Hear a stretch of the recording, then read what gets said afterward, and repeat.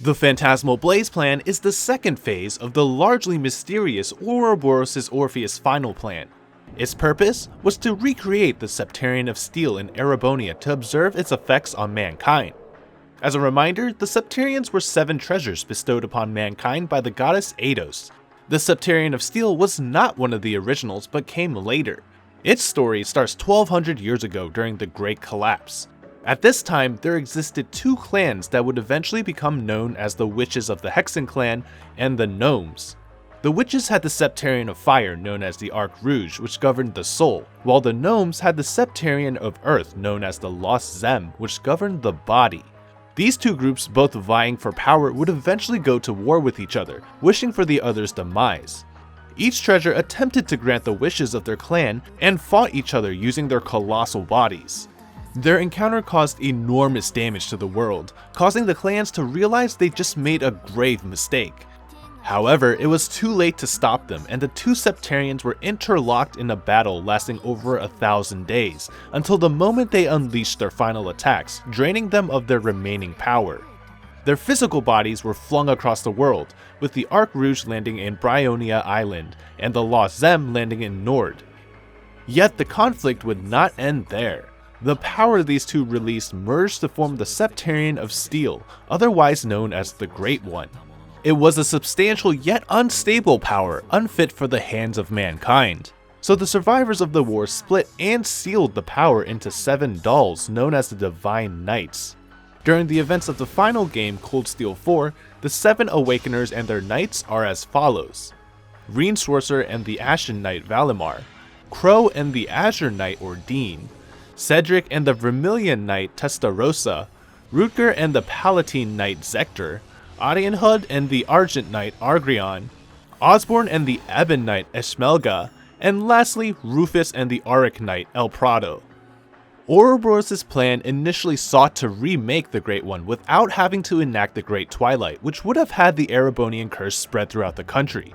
In order for this to work, they would need to create conditions that would allow the ritual rivalries to take place. The first step of the plan required the awakening of the Septarion of Mirage and Crossbell using the Azure Zero project the Croy family devised. This was overseen by the 6th Anguis F. Novardis and the 7th Anguis Arianhud.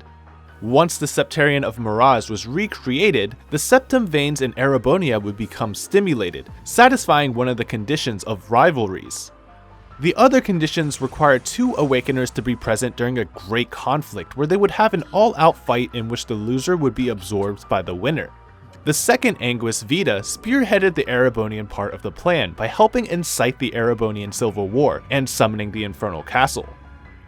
Unbeknownst to Reen as he fought Crow, this was all part of her plan to trigger a mock rivalry in order to get rid of the curse.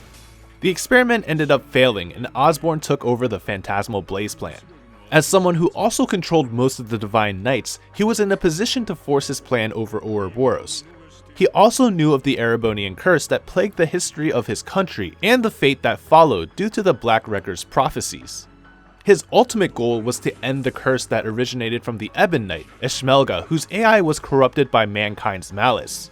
It wanted to regain the full power of the Great One by causing the Great Twilight, leading to having the optimal conditions for the reformation.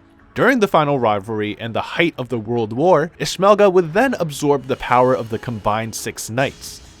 Osborne worked to fulfill the prophecies as stated in the 2nd set of Black Records Volume 7 because any deviation could cause worse events to occur.